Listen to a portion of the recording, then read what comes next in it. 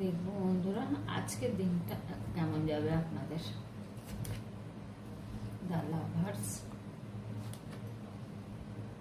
the heroine, three of once,